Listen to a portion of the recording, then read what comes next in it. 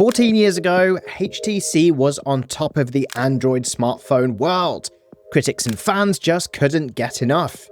It was the darling of Android innovation, a giant killer, giving Samsung and even Apple a run for their money. But fast forward a few years, and that shining star has burned out in spectacular fashion. So what happened? How did HTC go from an industry leader to virtually off the map? Today we're going to look at the rise and fall of HTC, a story of innovation, hubris, and how even the best phone on the planet couldn't save a company from itself. Let's see what this funny business is all about.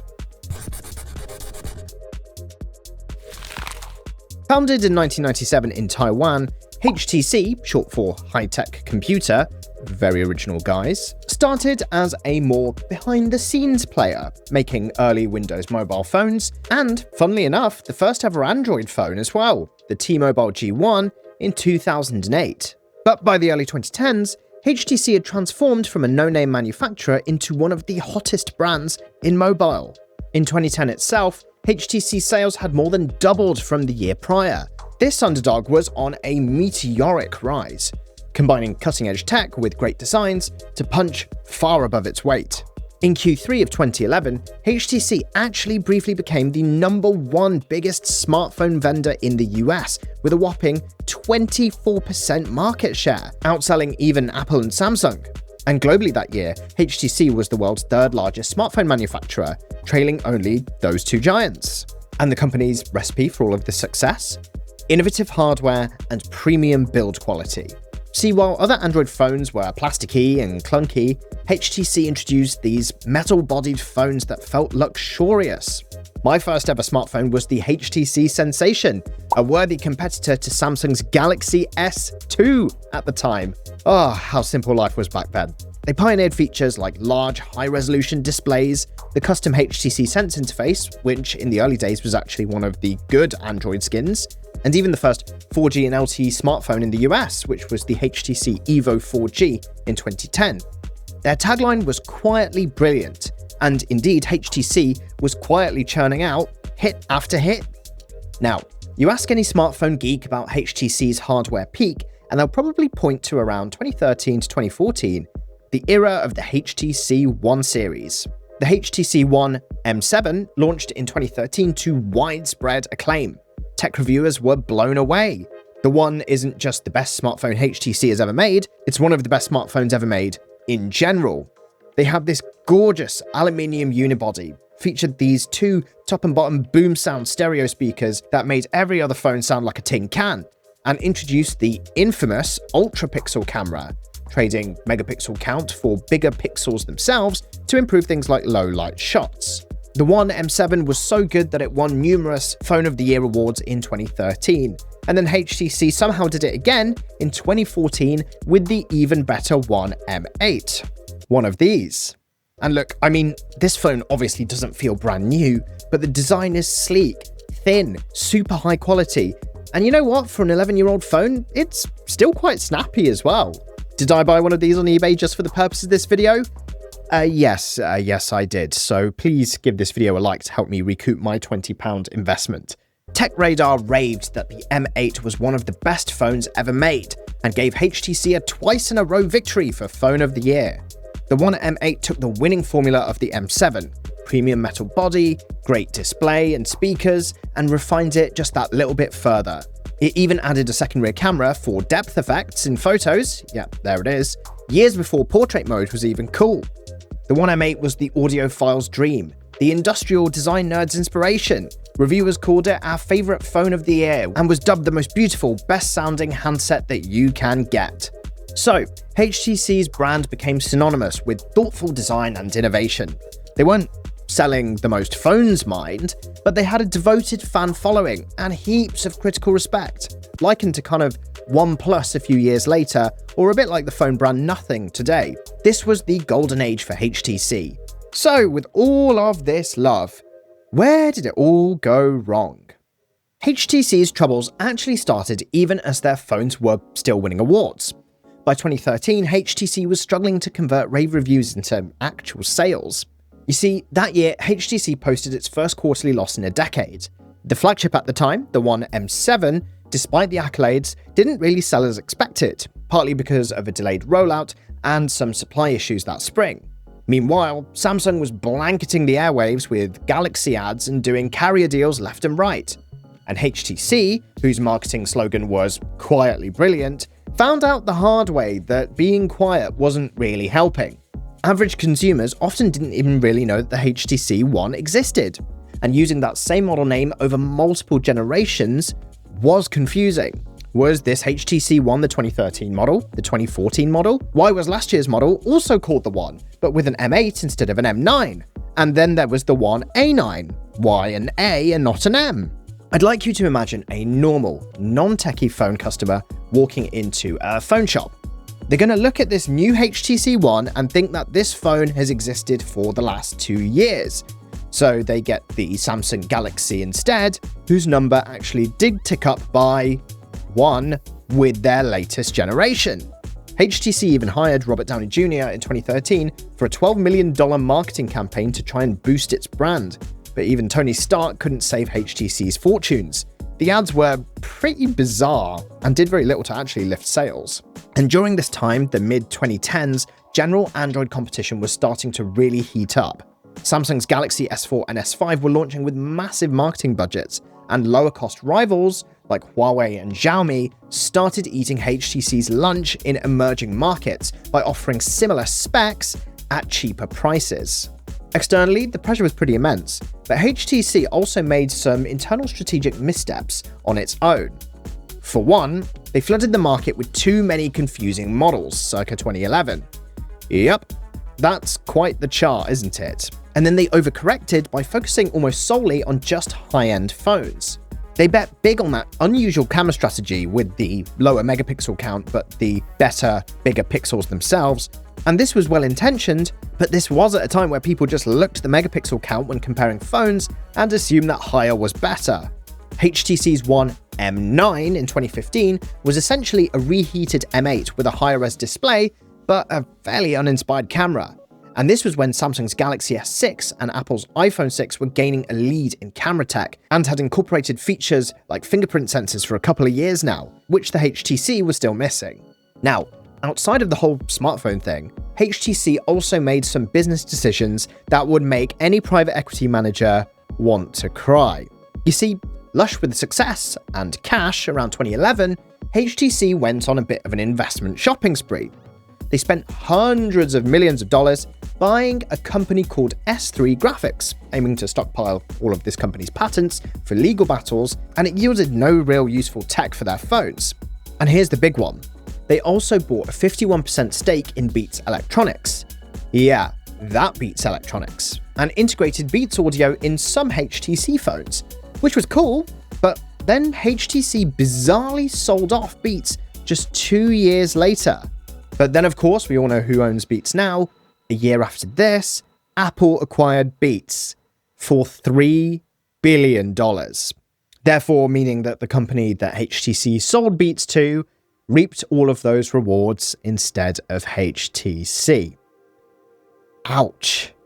I mean, look, this was probably the sliding doors moment. I mean, imagine the R&D budget that HTC could have had for its phones with $1.5-ish billion with that 51% stake sale. Not to mention, of course, what it would have done for the company's market cap at the time, noting that HTC dropped off of the Taiwanese stock exchange's top 50 a few years after this. HTC also acquired some other weird companies. They acquired a streaming company and a game streaming service in hopes of building an ecosystem like that of Apple's, but yeah, those went nowhere either. And while HTC was busy with these side quests, Samsung and Apple were doubling down on their core phone businesses, extending their leads. Globally, their market share plummeted from that high in 2011 to under 7.2% in 2015. So HTC went from an Android leader to an afterthought. Now, rolling forward a little bit more in the timeline. By 2016, HTC was grasping for a hit. They did release the HTC 10 that year, which was actually a pretty good phone that earned positive reviews. But by then, HTC's brand appeal was fading and sales remained pretty weak. Then came 2017, and what can only be described as a last-ditch swing for the fences. A new flagship called the HTC U Ultra. This phone was intended as a bold new direction, a huge at the time 5.7-inch phablet with a secondary ticker display on top for things like notifications. It had a shiny all-glass body and even a weird quirky AI assistant to rival everyone's best friend Bixby, and this was before AI assistants were really cool. But HTC's execution was way off the mark. When competitors were adding useful features at this time, HTC removed many. The U Ultra shipped with no headphone jack. Just months after HTC had mocked Apple for doing the same thing, it had no wireless charging, no rated water resistance, no lovely dual front speakers, and the battery was inexplicably small for such a big device. The dual screen idea felt like a gimmick that barely justified the Ultra moniker, and most notably, it cost $750, which, yes, hard to think about now, at the time was a top-end flagship phone price. So, it was completely uncompetitive. This led to the famous Marques Brownlee review, where he criticized the phone's poor use of space due to the lack of its features, small battery, and big camera hump for such a large phone. And the U Ultra fiasco became symbolic of HTC's fall. A company once known for brilliant design seemingly lost the plot. Financially, this period was catastrophic. HTC's annual revenues, which were $6 to $7 billion in the early 2010s, fell to under $2 billion by 2016. And by 2017, HTC held less than 1% of the global smartphone market, essentially a rounding error. They went from being profitable to losing hundreds of millions of dollars annually. And so the stock price went into freefall. At one point, HTC lost 75% of its market value in just a couple of years. Internally, there were likely a lot of facepalm moments. HTC's leadership actually admitted that they let their product strategy get away from them, trying to do too much, too fast, and not focusing on the features that people actually wanted. They failed to build a strong brand identity. Their marketing was inconsistent, and consumer mindshare faded. And in the increasingly cutthroat smartphone game, these missteps proved fatal. By 2017, the Nokia and BlackBerry trajectory was playing out to the letter for HTC. So, facing spiraling losses in smartphones, HTC tried to reinvent itself. You see, in 2016, even as smartphone sales slumped, HTC partnered with Valve to launch the HTC Vive, a high-end VR headset platform. To HTC's credit, the Vive was, and still is, a hit in the VR world. It earned praise for pioneering room-scale VR, and helped establish HTC as a major player in VR hardware. For a while, it seemed like HTC might escape its smartphone woes by fully pivoting to the VR market. They poured resources into the Vive and subsequent VR products such as the Vive Pro, the Vive Cosmos, and even into the AR/VR Metaverse initiative. And we all know how that's gone. But VR, while exciting, was a much smaller market than smartphones. It couldn't come close to replacing the billions in phone revenue that HTC once enjoyed. So by 2017, as it became clear that HTC's phone business was becoming unsustainable, the company made a dramatic move. It struck a deal with Google. Google agreed to acquire around half of HTC's smartphone R&D team, consisting of approximately 2,000 engineers, and license some of HTC's intellectual property for around $1.1 billion. Basically, Google picked up the talent that had been designing HTC's Pixel phones. You see, HTC was actually a contract manufacturer for Google's Pixel and Pixel XL in 2016, and therefore gave HTC a much-needed cash infusion. Now, this wasn't an outright acquisition of HTC's brand, but it was a much-needed cash lifeline, and effectively a semi-exit for the HTC brand from the smartphone world. Because after the Google deal, HTC drastically scaled down its phone launches and focused more on their VR and enterprise tech. So for all intents and purposes, HTC's days as a mainstream smartphone player were over. Its global market share hovered around 0%. Yup, 0 point something. And news headlines routinely speculated that HTC might finally quit the phone business entirely. I had a look, and it turns out that HTC actually still makes phones. Check this out. The U24 Pro is the only phone that they still sell in the UK, but from what I can see, it doesn't really stand out amongst anything else. I mean, did you know that the U24 Pro existed? Yep, therein lies the problem. They're also making this weird 5G hotspot device which was recently announced. Look, it's worth noting that HTC is not alone in this fall from grace. The smartphone market has become increasingly consolidated over the last decade. BlackBerry, the king of the smartphone hill in 2007, failed to adapt to touchscreens and saw its market share evaporate into nothing. And Nokia, the giant of the pre-iPhone era, made a bet on Windows Phone that didn't pan out and then collapsed into obscurity, eventually getting bought out themselves. More recently, LG, another great innovator that gave us things like ultra-wide phone cameras and quirky designs, LG Wing anyone? They bowed out of the smartphone market in 2021 after years of losses. And Sony Ericsson, well, when was the last time you saw a Sony Xperia phone in the real world? And HTC's rise and fall sits right along these cautionary tales in the mobile phone museum. I mean, it underscores how brutal the phone industry is. Even a company that did a lot of things right can fail if it slips up on a few key fronts. So, what can we learn from the rise and fall of HTC? First, innovation is crucial, but only as long as you keep doing it. HTC had innovation in spades. They pioneered things that are now standard on big phones today. Big screens, solid build quality, good speakers, but innovation doesn't guarantee long-term success if you don't keep it up. HTC's One M7 was the best phone of 2013 on paper, but the U Ultra 3 years later lacked everything that made the One series so great and competitive. This leads to lesson number 2. Brand and marketing do matter. Consumers can't buy your phone if they don't know about it, or, important in the US, if the carriers aren't pushing it. Samsung's marketing muscle simply overpowered HTC's quiet approach. HTC learned too late that being a smaller player and going toe-to-toe with giants requires either a very niche focus or some very clever product strategy, and by the end, unfortunately, HTC had neither. The third thing is don't underestimate platform shifts and competition. The smartphone market changed really quickly in the mid-2010s.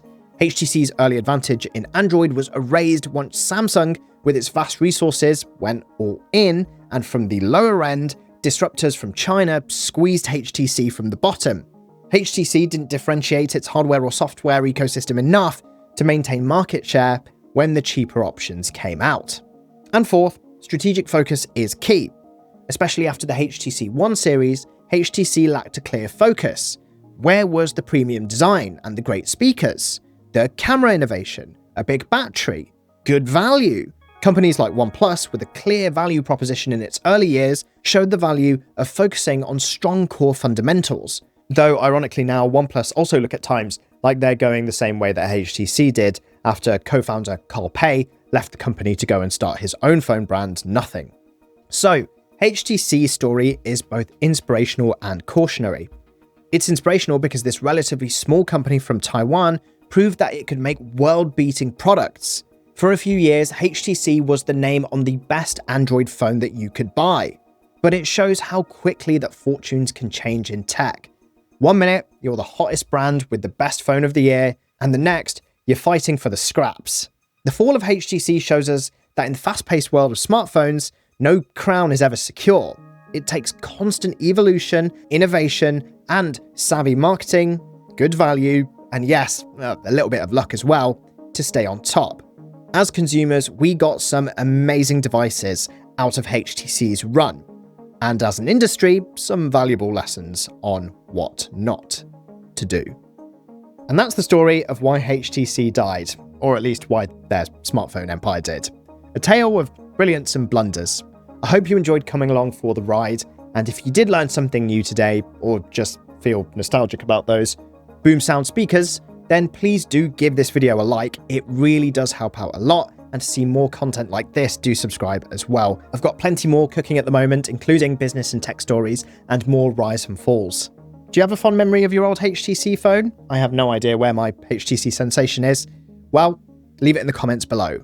Now, to see a reverse style story, where we look at a fall and then a rise, click over here to have a look at this video on the Airbus A380. And I'll see you in the next one.